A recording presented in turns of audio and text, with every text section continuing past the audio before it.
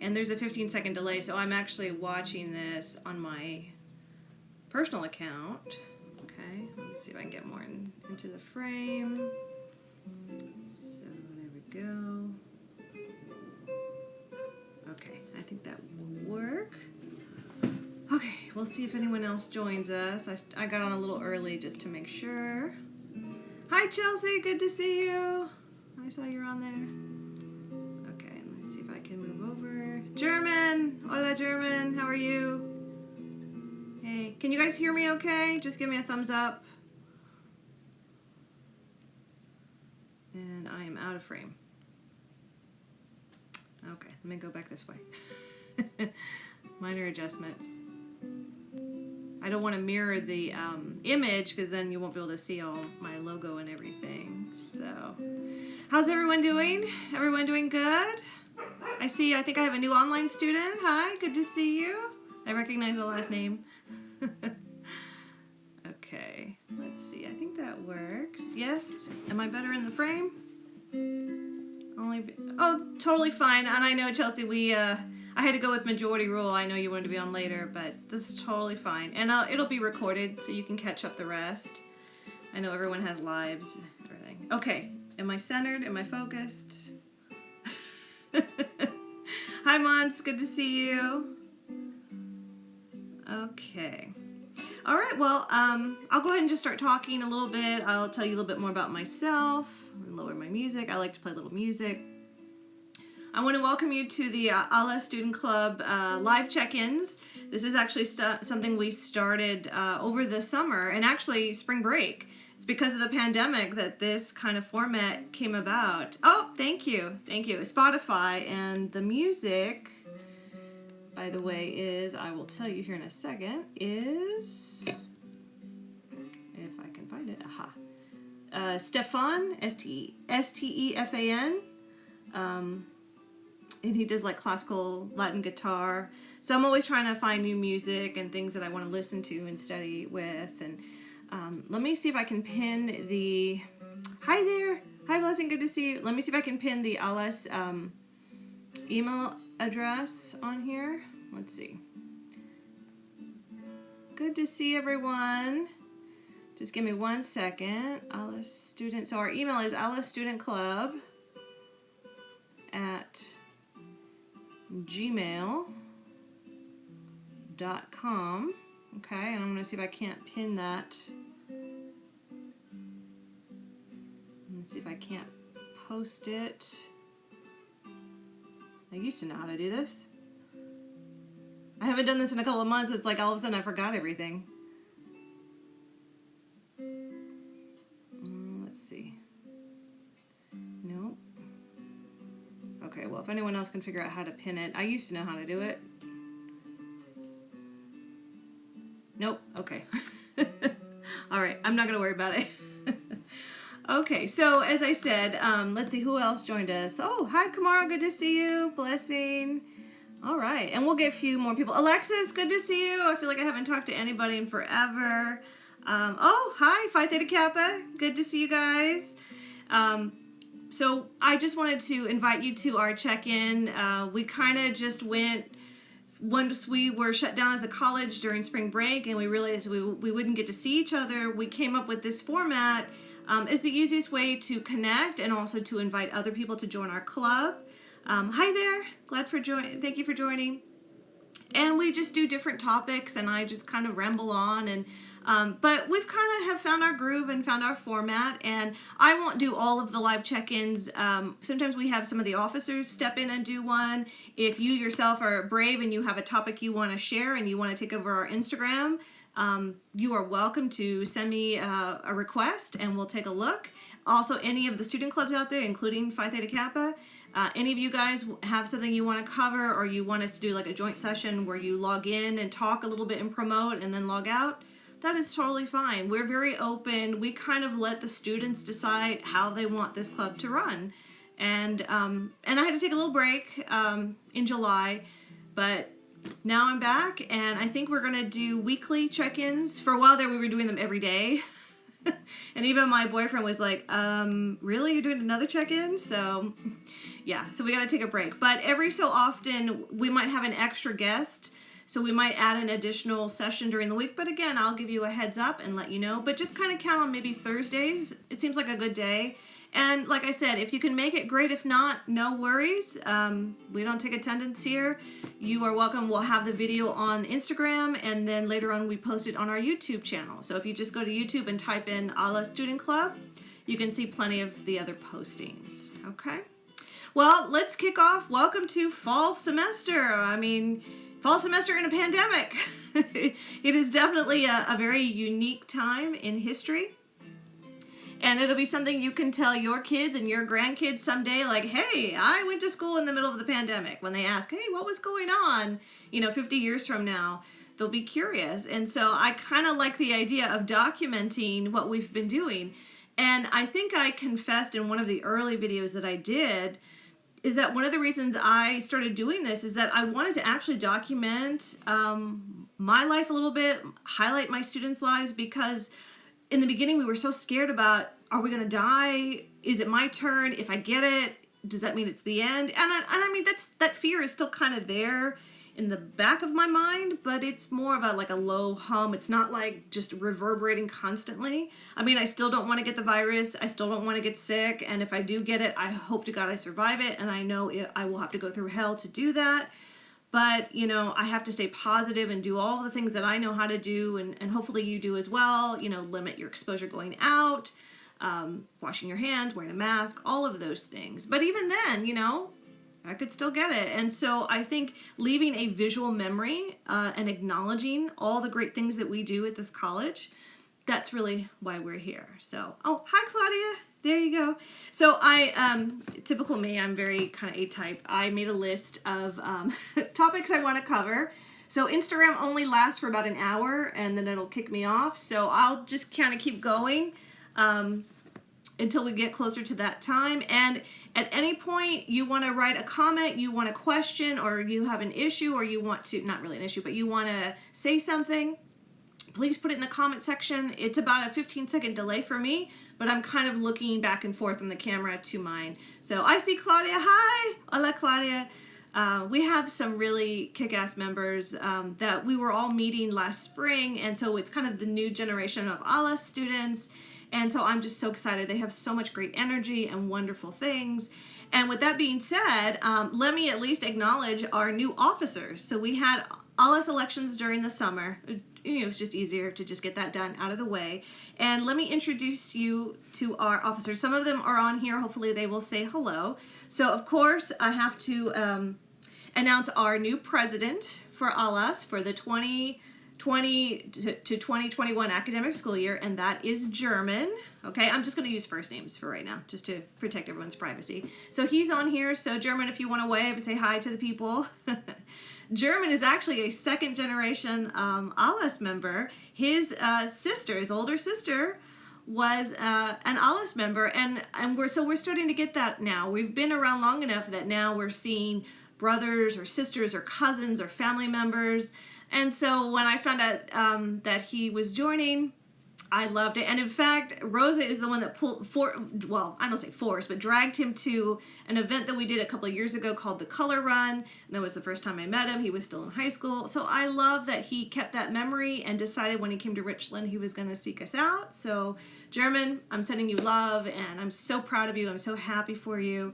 And you just have an energy and a light that is amazing, and everyone said that. So when I mentioned to people that you were going to be the new president, they're like, of course German is the president, because he does everything. He goes to every event. He has so much enthusiasm.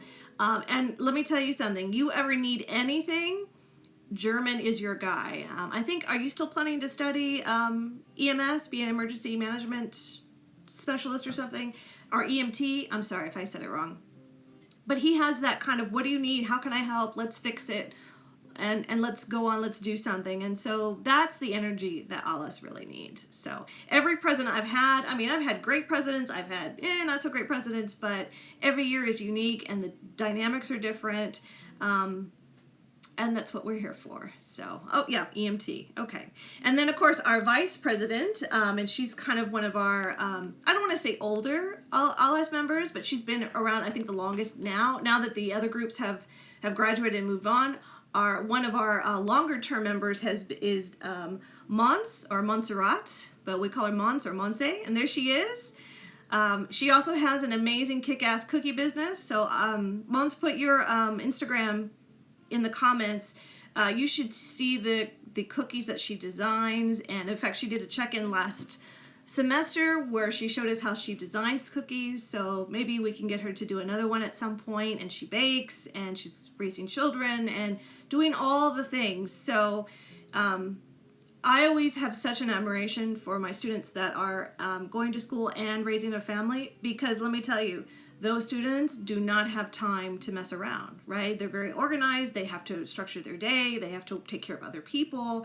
And Mons is just that very nurturing, motherly, yeah, I'm going to do this, but I also got to take care of my kids. I got to do that. And somehow she does it with such dignity and such grace. And I also, can't get too down on myself, because I'm like, well, I don't really have young kids to take care of. So, yeah.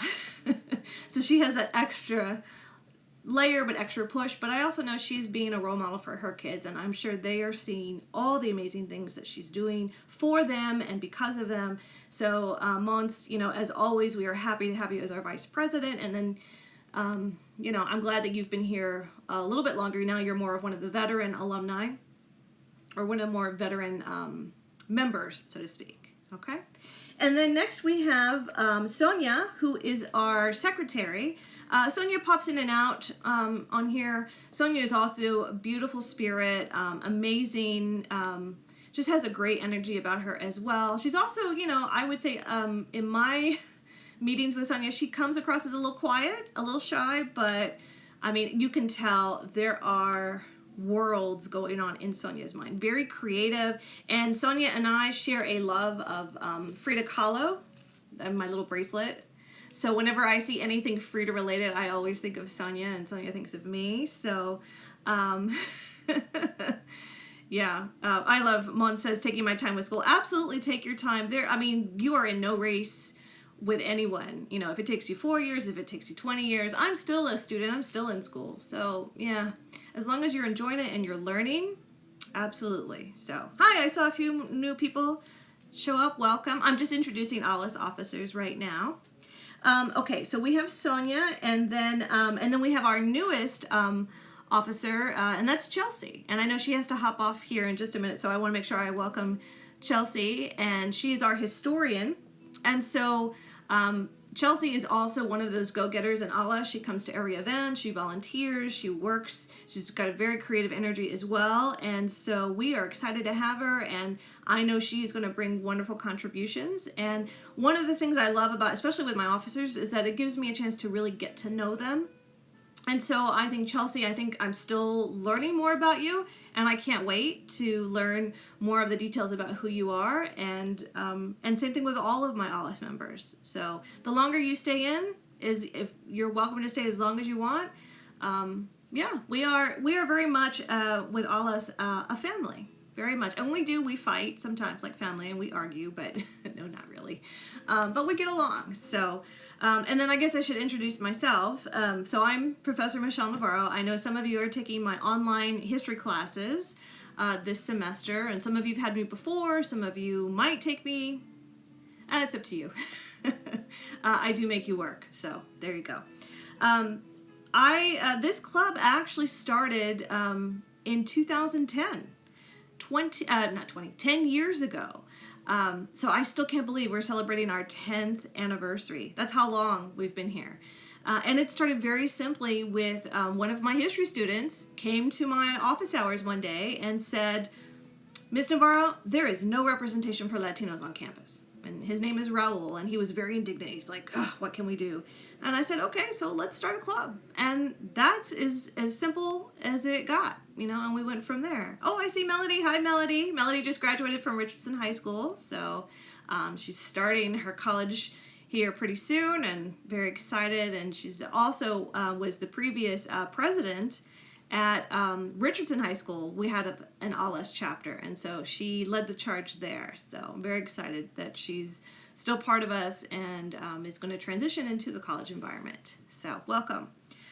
So yeah, for 10 years, I got really nostalgic the other day because we're putting together some promo videos and scrapbooks and stuff, and I had to go and find all of the pictures. They've been scattered across many old laptops and flash drives and accounts, and oh my gosh, no wonder I am so tired all the time. We have done a lot of events, and really we're just a mentorship club. We're a place to come if you feel alone, if you feel stressed out, if you are looking to make new friends or step outside of your shell in some way.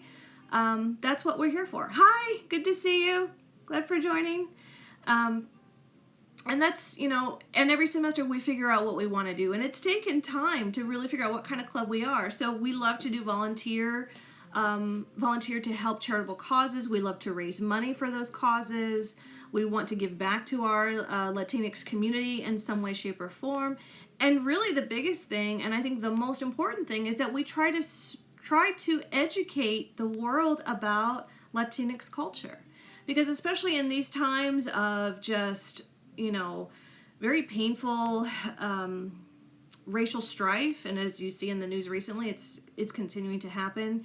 There's just so much hate out in the world lately, and I think one of the problems with racism is that it comes down to lack of knowledge sometimes. And so if you have this stereotype or an assumption about a group, I think you should lean into it and say, let me learn more about that culture. Okay, and I'll give you an example. After 9/11 happened, there was a lot of pushback with the Muslim community, and so many of my international students were facing aggressive tactics and hatred, and I have students that wear the hijab, and people were being very, very disrespectful. And I realized, you have to lean into wanting to know about these cultures. The first time I saw a woman wearing a hijab, yeah, it was unusual, but then once I looked into it, I understood it, and I had students explain what the true meaning it is behind showing respect and your devotion to God. I mean, those are beautiful things to try and understand. So that's what we're trying to do here at ALS, is we want to share Latinx culture in every form that it exists. And one of those ways really is through cultural events.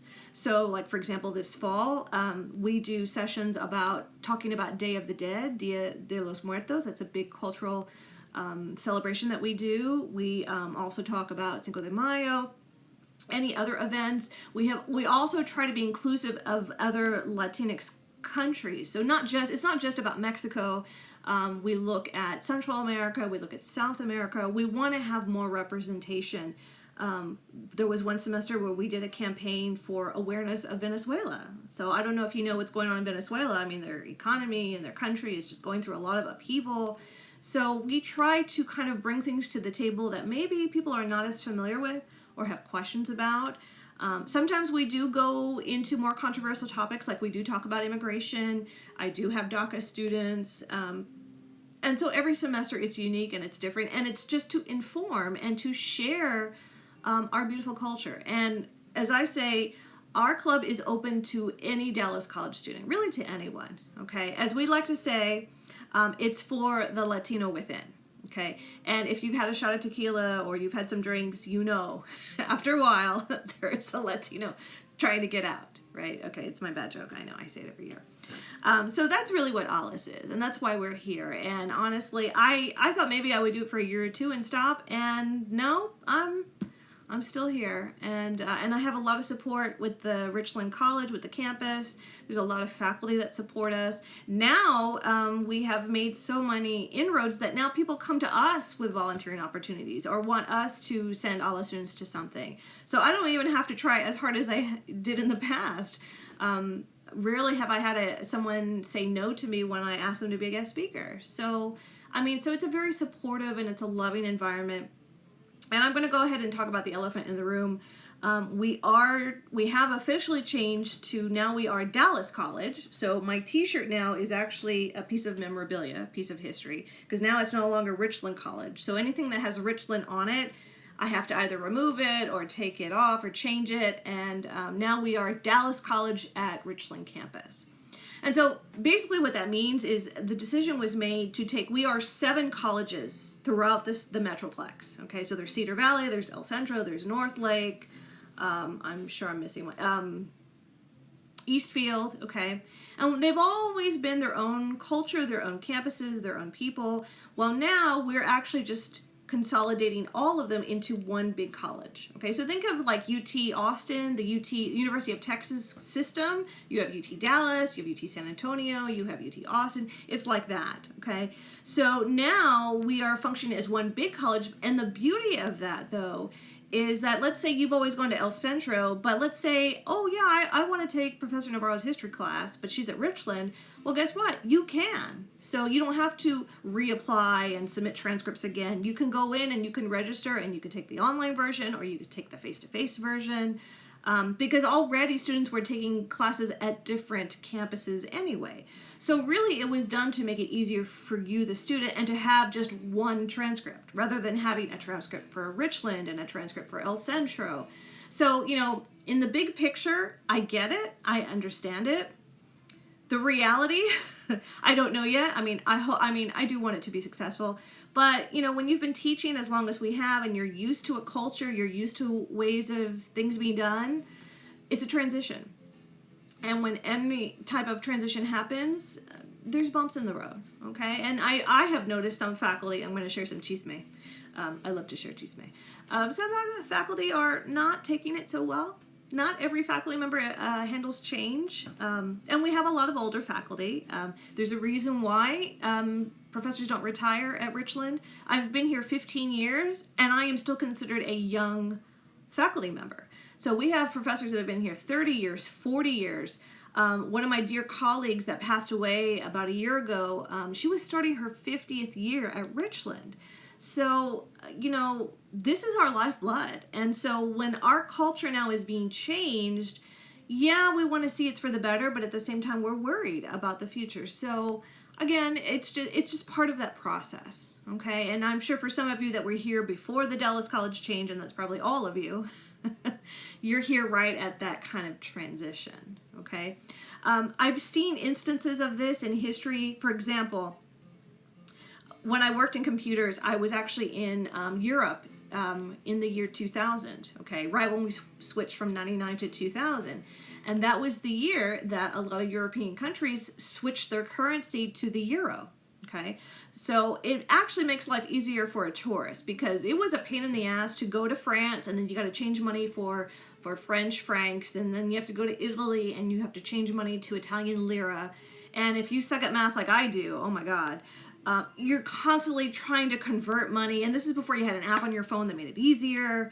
So going to one system, for me as a tourist, it was great, but for a lot of people in those countries, it was hilarious to see Italians standing in line trying to figure out the money and trying to find the coins. And in France, they always had paper money. They never really had coins. So now you're having to sell wallets and containers for the little euro coins.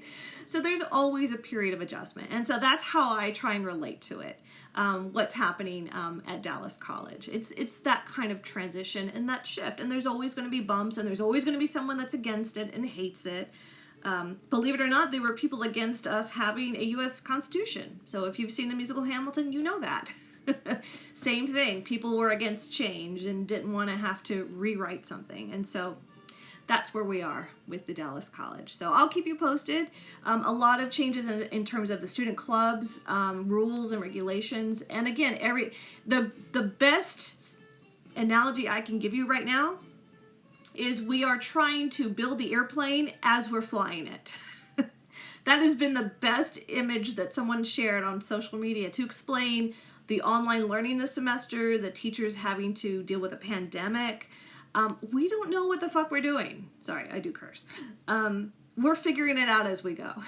Okay, so same thing with the student club. So some things might shift. I don't know. I hope they're for the good. And I honestly think for all us, now we can open up our club to any student on any Dallas College campus. Okay, because there's a lot of Latino students at El Centro.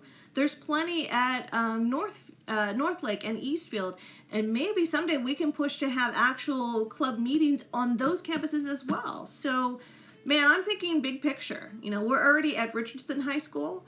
Let's get to other high schools as well. And let's someday go across the nation, you know, to where we have consistent education about Latino culture. So I'm always thinking big picture. And so if we're going to dream big. And so I'm taking this opportunity and I'm embracing it. And, you know, until somebody tells me no, that's how we started doing the live check-ins. Nobody was doing what we were doing as a club. We were the first to start doing these things. I'm making sure we get credit. And others are following our lead. So we are leading the charge. And so, yes, change is always good. I thrive on change. And I think for professors, we get a fresh crop of students every semester. So also don't feel bad if you've taken a class with me and I see you on campus and I don't remember your name, because I kind of like dump those names from my mind and then I have to learn new ones. Unless, for example, like Claudia and German, they're in the club or I see them more often. But that's the beauty of teaching and I thrive in change and I need transition and I do get bored. And so, yeah, we got to keep doing new things. And if we're doing older things, we have to improve them and we have to tweak them. So that's why we're here. Okay. All right. Well, let me share a couple of maybe like self-care tips and things. I'll come up with a topic each week and we're already outlining things we do want to cover. If there is a topic or an issue you would like for us to do as a live check-in, you are welcome to send us a DM, a direct message, or you can email me. I'll put my email in the comments there again in just a minute. But I wanted to share just some advice in coping with the pandemic and online learning. Because I know for some of you, and I've read some of my students' work already in my online classes, it's a challenge. Not everyone loves online learning. I've been doing online learning for a while, so for me, it's not really, it can be a good experience. It can be engaging, but it really does depend on who's teaching it and how you teach it. And, you know, it's kind of a trial and error. And same thing, it's a transition. We're used to sitting at a desk. We're used to having an instructor up front. We are embracing a new world of technology. We're moving into a new era. I don't know that we will ever go back to this old, what we call a paradigm shift. So there's going to be more technology in our world. There's going to be more kind of self-paced learning. Okay. And I know that can be overwhelming, especially those of you that hate to be at home all day. My extroverts, I know you're suffering. I'm kind of both worlds. I'm introvert and extrovert. Okay. I mean, I love teaching. I love spending time with my club members, but I also want to go home and I want to have quiet in the house. So for me, the pandemic, not as much of an adjustment. I mean, I do suffer from depression, and it's more about trying to keep myself from getting triggered and just being on the couch for days, which is tempting. You know, you can only watch so much Netflix, and you can only binge watch so many shows before you got to get up and you got to pull yourself through. And so if you start falling into some of those negative kind of slides, especially with the online, try a couple of things. And let me just share with you some of the new things I've been doing. And especially after I took a break from the live check-ins, I had to find other things to fill my time. One of the things, sometimes we get in this rut of, I have to read for this assignment, but I don't want to, right? It's, you know, it's 20 pages or it's an hour-long video and I don't know if I can do it. Okay. Well, I started watching some videos on YouTube and I found some things. I'm always trying new things to see what works. And one of the things I tried is something called a 2-minute challenge. Okay. So let's say you have to read an assignment and you got to get through a chapter and you're just waking up and you're like, I really don't want to do work today. Well, set a timer on your phone. And that's what I do. I set a timer on my phone for 2 minutes and just read for 2 minutes. And that's it. And the timer goes off. And you either decide, do I continue for another 2? Or do I just put it down and I go do something else? And it's a way to kind of trick your mind into being more productive. Because if you can at least sit for 2 minutes, that's what you need to just get you into the game. Sometimes you're willing to sit there for maybe another 5 minutes. And then another 10 minutes. Or another 15 minutes. Okay? And then if you decide, okay, after 15 minutes or even after 2 minutes, nope, okay, I'm done. But at least you can say you did something that day, okay? You at least did the reading. You started it. You tried something. And then the next day you come back, maybe it's 4 minutes. Maybe it's 10 minutes. Maybe it's a whole hour. So you got to try our smaller chunks. And I've been doing that, but I do a 15-minute challenge because I know that I'm really good at sitting and starting. My problem is longevity. Okay. So if I have to read 20 pages, after about an hour, 2 hours at the most, I'm hurting. And you're talking to a former graduate student that had to read hundreds of pages a day. I know what my limits are now. And so after 15 minutes, I can get a good chunk of something done. Okay. For example, I journal in the morning, and I used to not journal because I always kept saying, I don't have time. I don't have time. I'm too tired. I got to do this. I got to do that. But let me tell you, you can actually write a lot in 15 minutes. So in 15 minutes, I have maybe at least a page. And then when my alarm goes off, I decide, okay, do I want to continue? Yeah, I want to finish the thought I have. Or no, I'm done. Boom, I put it away. But at least I did something, right? Something creative, something that got me going. Something else that I have been doing and I would recommend. Oh, you have to grade so much. Well, there are some ways that I can hack my grading. One of them is I did learn to speed read. So that's another technique I would want you to encourage you to look into. And I'm sure there's videos, online. There's a lady by the name of Evelyn Wood, Wood. She taught a technique on how to speed read. And where you actually, did you know that when you read a text, you read one word at a time, your eye moves to every word? This technique, the speed reading technique, is you learn to widen your frame. So I don't read every single word. I read entire sentences and I read down the page. Okay.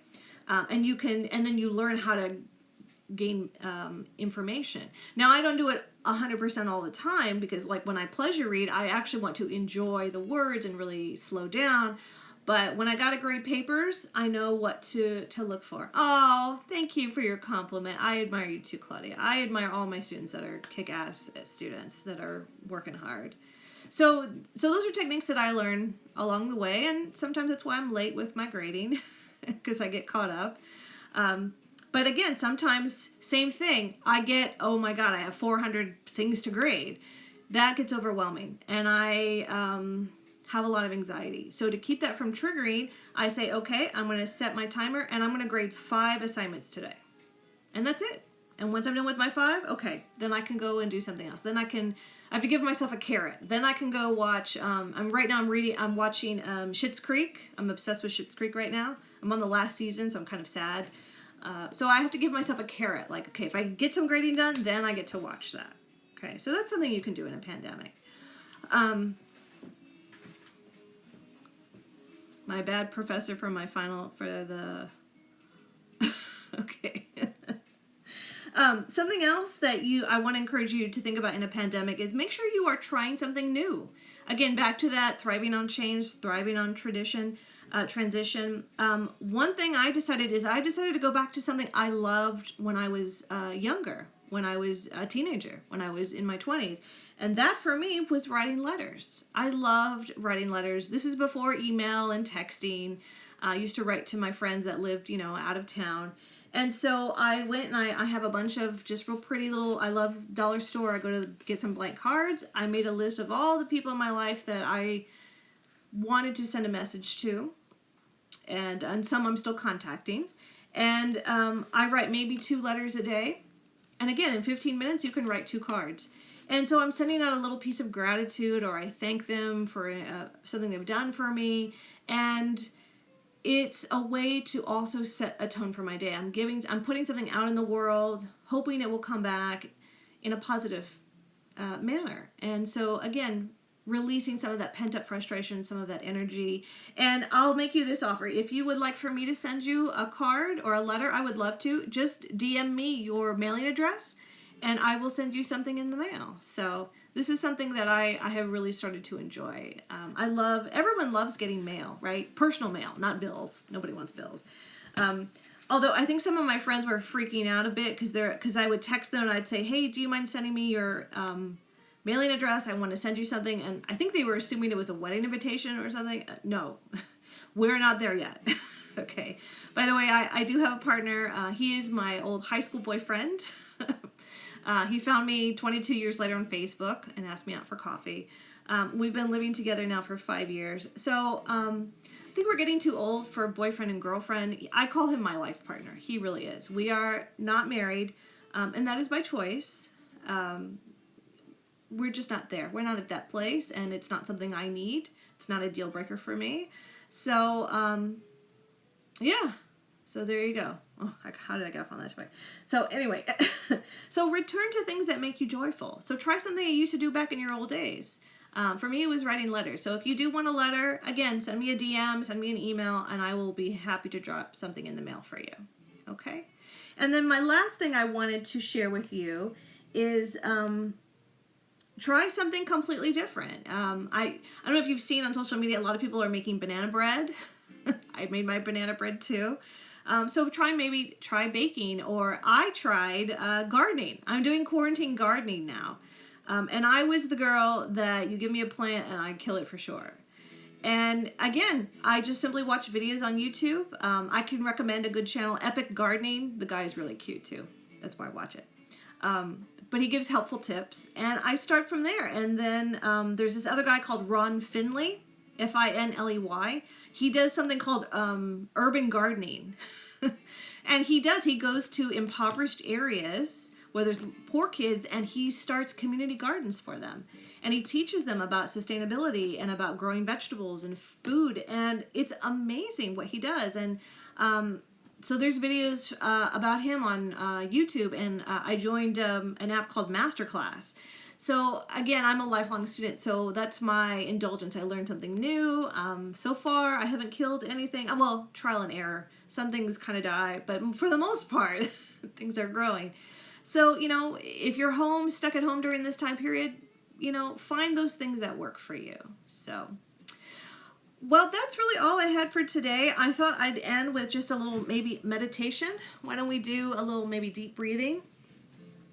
Monza said I've killed every plant I bought in the spring. I know. And I had to watch videos with like how to water. I had to go back to very basic things like what is the good time to plant? What is the good time to water? Everything is trial and error. And I'm learning that as well. And then, then there's bug infestation. So it's always something. But that's the challenge. And you figure that out. Okay. Well, like I said, we have an exciting semester coming up. We have lots of fun events. We are going to do Day of the Dead online.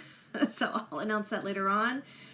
I have some guest speakers that do want to return and come back. So possibly the counseling services, doing the guided meditation, maybe some live performances. I know Professor Pam wants to come back. She does Chinese cooking. So, and Professor Joan, of course, as well. So many people that we're going to have this upcoming semester. And we've been talking about possibly doing an art contest, maybe redoing our logo. So we'll have more details for that for you as well. Now, I think next week there is going to be a virtual club fair. So keep an eye out for that. I'll post information. I want to say it's maybe early next week, like Tuesday or Wednesday. But again, they haven't sent anything out official yet. But it's a place where you can actually learn about all the different clubs. So if you want to join, student government or Phi Theta Kappa, or there's like an Asian student club or ALAS, we'll have a space where you can come and inquire. But if not, you're welcome to just follow us here on Instagram, and we will keep you posted on all the things that we're doing. Okay? Alrighty, well, let's end with just a little meditation. Let's just do some deep breathing just to help us kind of relax. And something that I remembered, I went to a conference once and I was really impressed. The conference was about indigenous culture. And what they do is that they honor the ancestors before they started the conference. They actually did a call to the four winds. And so let's do just a little meditation real quick. But let's kind of honor the start of the fall semester. Let's start it in grace and in positivity. And let's ask our ancestors, our grandparents, our great-grandparents, our cousins, our aunts, our uncles, all of them to support us in this effort. Okay? So get a little comfortable, okay? Whether you sit or you're on the floor, whatever you want to do. So go ahead and close your eyes, okay? I'm going to keep mine open so I can talk. Go ahead and take in a deep breath, okay? So just let out the air. Taking a deep breath, okay? And let it out. Go ahead and do it again. Breathe in for a count of 4. 1, 2, 3, 4. Hold it. And let it out. And that's my dog Simi barking. Simmerin. All right, let's try it again. Breathe in for 4. 1, 2, 3, 4. And let it out. So keep breathing in that. Find your own rhythm. Just breathe in and breathe out. And as you're breathing, keep your eyes closed. And I want you to imagine all of the ancestors that have come before us. Think about where you're living right now. The piece of land, whether you're in an apartment or you're in a home, you're sitting in a building, you're sitting in your car, the ground beneath us. Thousands of years ago, our ancestors were there in that same spot where we're sitting right now. And I want you to think about that journey and how far we have come and where we are going with the future. And just, you can either nod your head at your ancestors, quietly thank them, but embrace them for all that they've went through, the positive things, the sad things, the tragic things, because their sacrifice and everything they have done has led us to exist in this moment. And so let's respect what they did. And let's honor ourselves, because us being here at Richland College, we are changing our future. We are building destinies for our children, for our grandchildren, for our great-grandchildren. And 50 years from now, our ancestors will look back and hopefully they will honor us and our efforts. And let's go into the fall semester with positivity, with putting our best foot forward. And even if we falter, even if we get sad, even if we get overwhelmed, that we'll be okay. And that we can still keep trying.